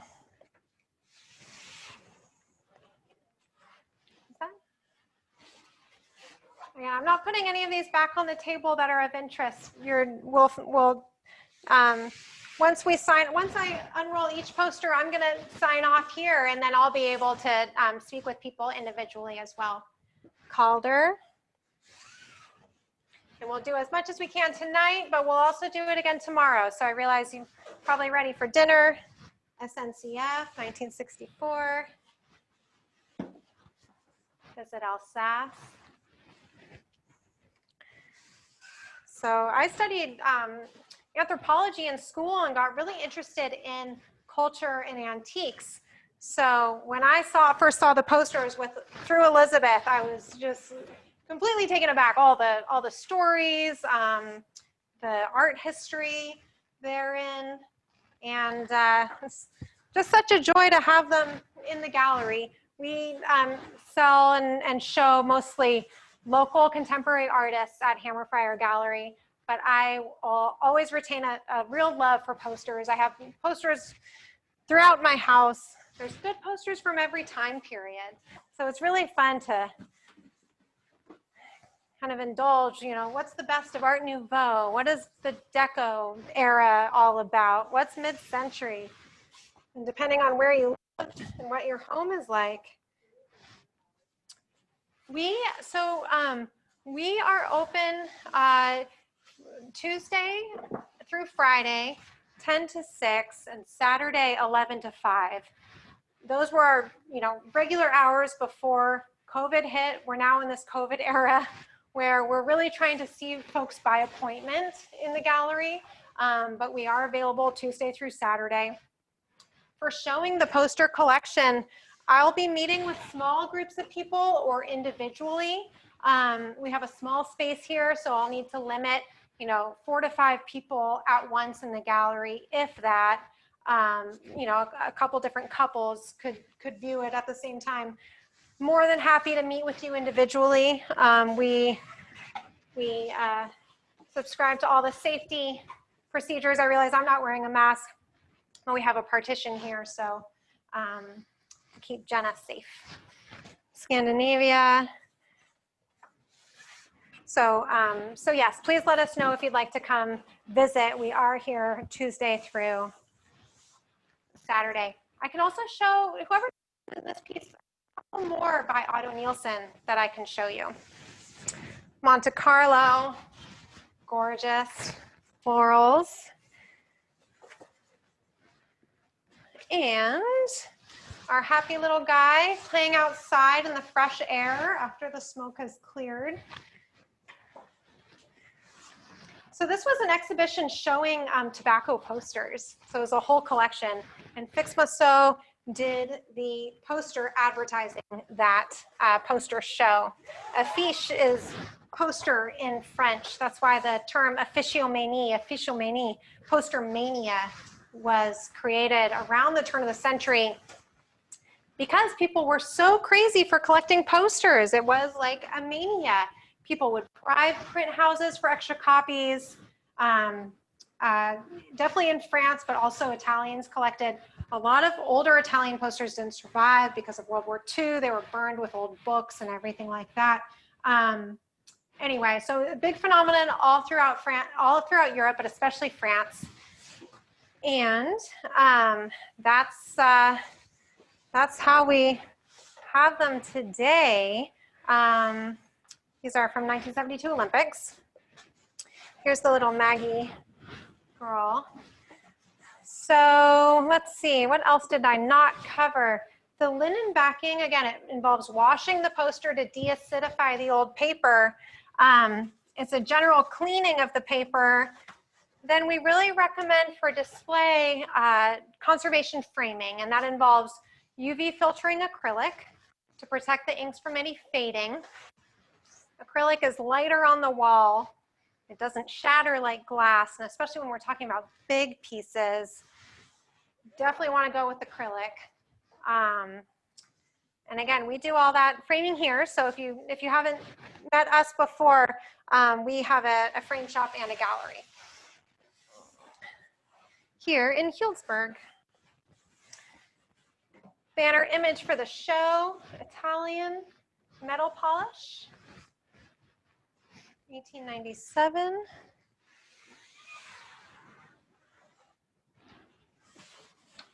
Renee Grew, impermeable raincoats.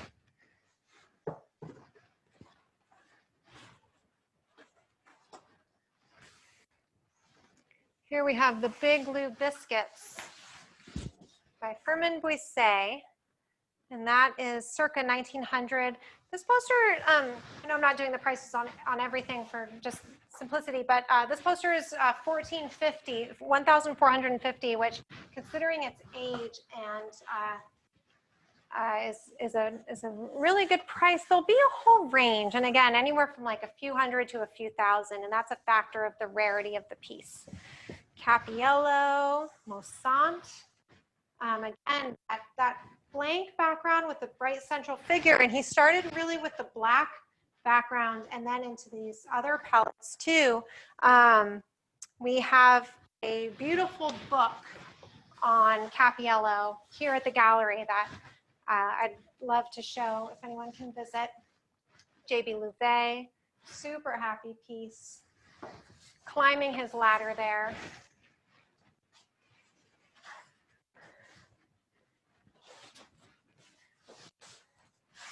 Rita Biscuit. Rita Biscuits there. Waffle Biscuits. That one's 1,400. This one's 680. This is Amado Gonzalez. He did a number of murals in the Mission District of San Francisco. This was actually printed in San Francisco. So he's a Mexican-American artist, and he was commissioned by the Wine Advisory Board to do that series. This is Jean Jalen. This is definitely a gem of the collection that we have here. Rare to see a skier in general on the poster. It's a subject that's asked for quite a lot. This is from 1923. It's a more valuable piece. This one is 7,800. So this is on the higher range of what we have on the table. A collector's item for sure, in beautiful condition. Those reds and yellows, those are the two colors that fade the most quickly in posters.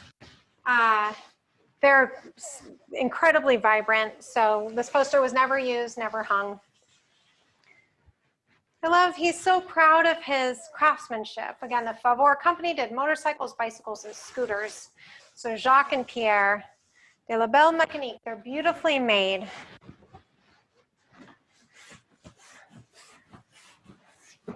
An oversized poster that is actually printed on one sheet. So usually with the oversized, you see two sheets laid side by side, but this print house decided to start printing bigger posters. And you can imagine if the walls of the city are covered in posters, you want yours to be big or bright, in some way stand out. Gerard Rosia, he's really effective with the foreground, midground, background in his compositions.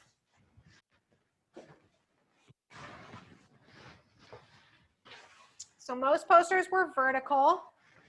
They were actually charged the display tax based on the width of the poster. So it'd be a little bit more economical to hang a vertical poster. So it's super fun to see horizontal pieces as well, because that print house or that company decided to spend a little extra money to do something that would really stand out or really be an effective design. Rapide, this one's $400. So this one was saved in a greater quantity. Maybe it was a print overrun that never actually was used. That is a great poster. I love these little sun ray frills there. Hawaii. Hawaii is also a subject we get asked for a lot, so we're happy to have. Actually, I have two or three Hawaiian posters in the collection right now. This Happy King showing the pedigree of the beer. It's fit for a king. Such a great happy piece.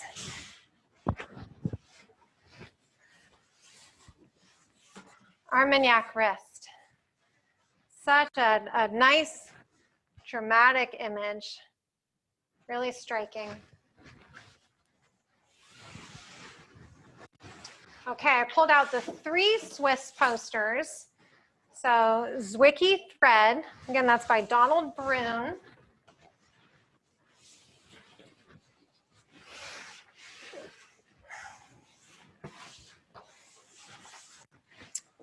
Magenta fabric, waterproof. Also by Donald Brune.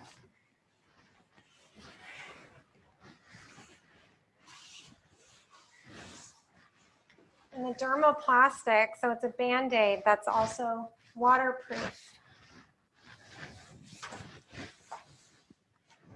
Super fun.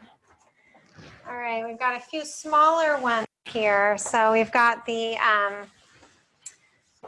Perrier water, the Embrace by B Moe, the Grace Kelly Tattinger champagne. There's bubbles actually rising up in that flute that you can see in person probably a little bit more easily. The speedy travel way for the smart commuter. He can just sit back with his pipe. He doesn't have to work so hard like the hair. Super fun poster.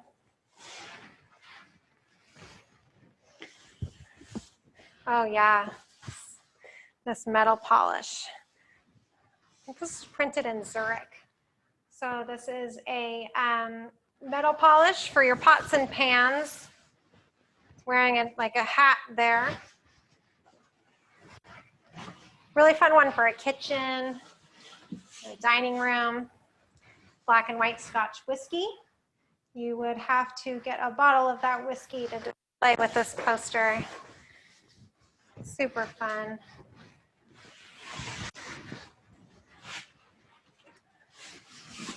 All right, the Luxardo Zara in the spotlight there. This one would be very striking once up on the wall, really put a spotlight on your wall.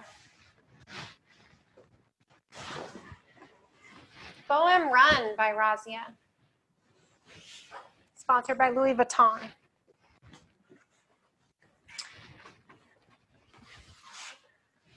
Wake up in the land of your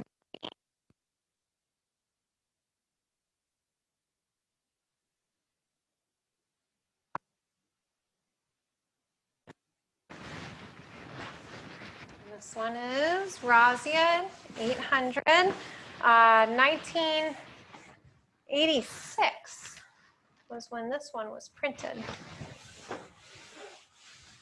So when these are framed, and as you can tell on here, you don't see the linen backing. This margin is actually built into the poster itself. So as framers, what we'll do is trim to about 1/8 of an inch close to the beginning of the actual poster, and the poster itself begins here. So you want to see all that margin. Oftentimes there's the print house information in the margins, like this Cappiello, if you can see, that's part of the provenance of the poster, where it was created. The early speculators in like the 1970s of vintage posters used to go note that address where posters were printed, go to the old, print houses in Paris and pry up the floorboards and find, if they were lucky, a whole roll of a print overrun of a certain design of a poster that was never actually hung. And the outside of the poster roll would be, discolored or weatherized or marred, but the inside posters would be pristine, not folded, not faded, and that's where we see some of the real beauties in the collection.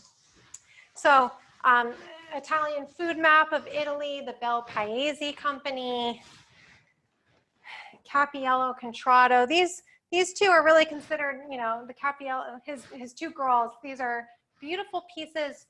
Again, he was an Italian artist that then came to France to do poster work, but he always wanted his countrymen to see his work. So once he had gained some notoriety, he was able to go back to Italy, open his own print house, and create his designs for the Italian market.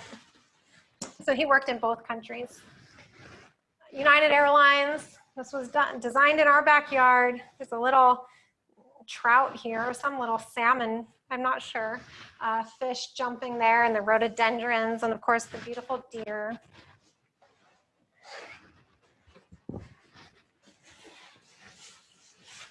Incredible. Really showing you the height there. Just a beautiful, beautiful piece. Great colors. Love that giraffe. And that poster is 84 inches tall, 84 by 30 and a half. So again, it's a 2-sheet poster. This is the Italian sheet size. This is 53 by 40. So the Italian and the Swiss sheet sizes are a little bit smaller than the French full sheets. And Lambretta showing off his cool scooter there.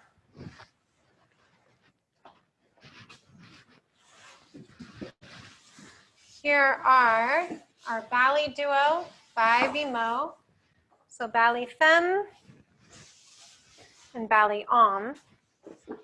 If you're doing these up as a pair, I'd probably hang them the other order, so they're looking in at each other. I think that could be really beautiful.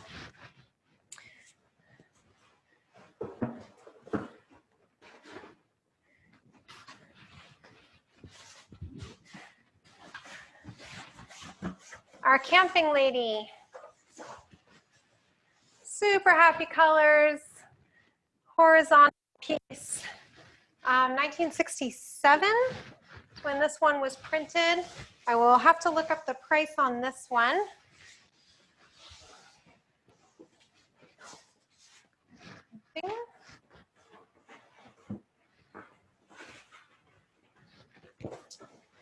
Okay. Then we have our large Taittinger champagne.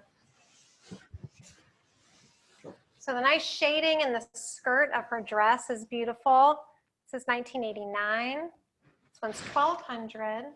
Very fine condition. And again, that was modeled after Grace Kelly with her little teardrop earrings there.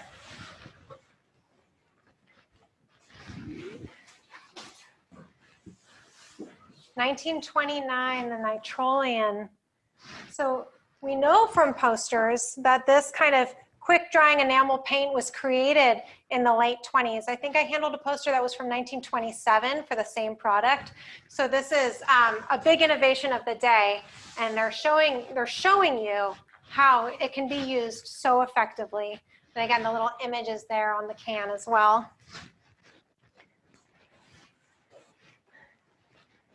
And then finally, in the diamond cycles, the company was very proud of their bicycle. So in the facets of the diamond are all the races that the bicycle has won, that the lead contender has ridden a diamond cycle. So that is from 1903, so around turn of the century. Stone lithography. And what you're not necessarily, hopefully you're getting some appreciation for through the screen is the buildup of ink with the stone lithography.